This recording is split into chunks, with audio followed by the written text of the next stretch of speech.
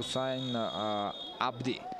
از مرکز میدان فوتبالبازان تاجیک رقابت رو آغاز کردند و باید خاطر رسانی کنیم که تیم ملی نورستان تاجیکستان با پیراهن رنگش سرخ میدانداری خواهد کرد و تیم ملی ایران با 3 حملگر هنرنمایی دارد. یک ضربه دیگر و حساب شده می شود.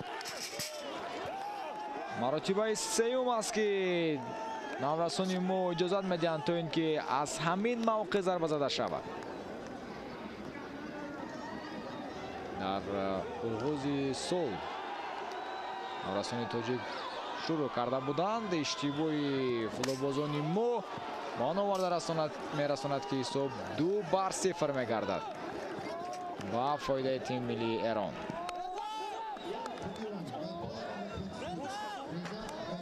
اشتباهی قمرالدین غفارزاده با انجام میرسد. نیمه اولی بازی تاجیکستان ایران حساب 0-2 با فایده ایران است.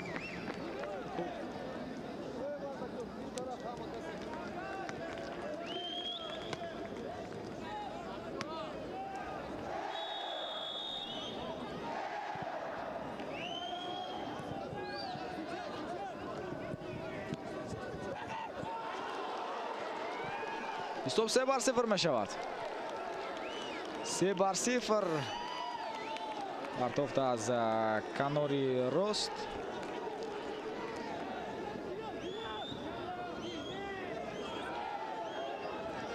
منتخب ایران با مثل ما در خط حمله فعال نیست، اما وقتی که ایران به حمله میره ببینید چگونه هجوم‌های تیم ملی ایران خطرناک هستند. حساب 4-0 در دقیقه 51 تیم ملی ایران گل چهارم خود را به ثمر میرساند.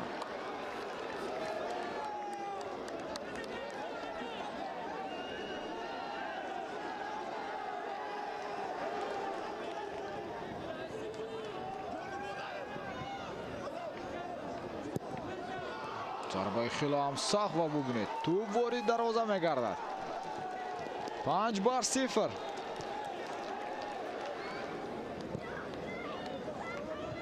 این دفعه نیز بیرون از جریمه ضربه زده شد، ولی این ضربه خیلی هم سخت بود و دقیق.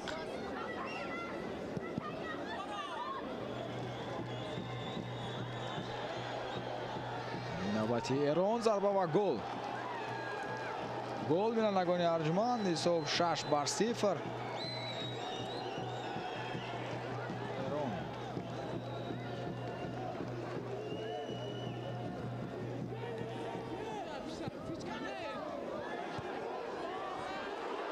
و گل تو وارد دروازه می شود. 7-0 در دقیقه آخرین وقت اساسی دیدار. حساب 7-0 شد.